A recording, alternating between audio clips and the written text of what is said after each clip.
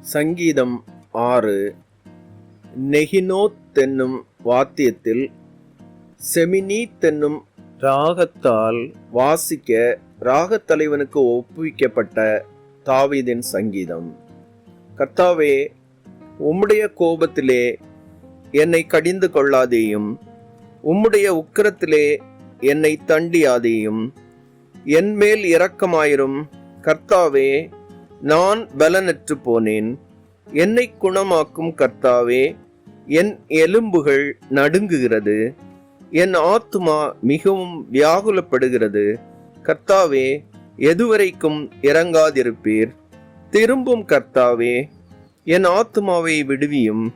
உம்முடைய கிருபையின் நிமித்தம் என்னை இரட்சியும். மரணத்தில் உம்மை நினைவு கூர்வதில்லை. பாதாளத்தில் உம்மை துதிப்பவன் யார்? என் பெருமூச்சினால் இழைத்து போனேன்.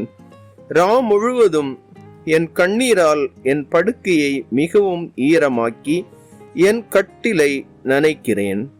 துயரத்தினால் என் கண்கள் குழி விழுந்து போயிற்று. என் சத்துருக்கள் அனைவர் நிமித்தமும் மங்கி போயிற்று.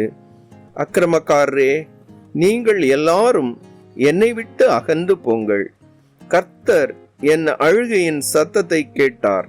கர்த்தர் என் விண்ணப்பத்தை கேட்டார். கர்த்தர் என் ஜெபத்தை ஏற்றுக்கொள்வார். என் பகைஞர் எல்லாரும் வெட்கி மிகவும் கலங்கி போவார்கள். அவர்கள் பின்னாக திரும்பி சடிதியிலே வெட்கப்படுவார்கள்.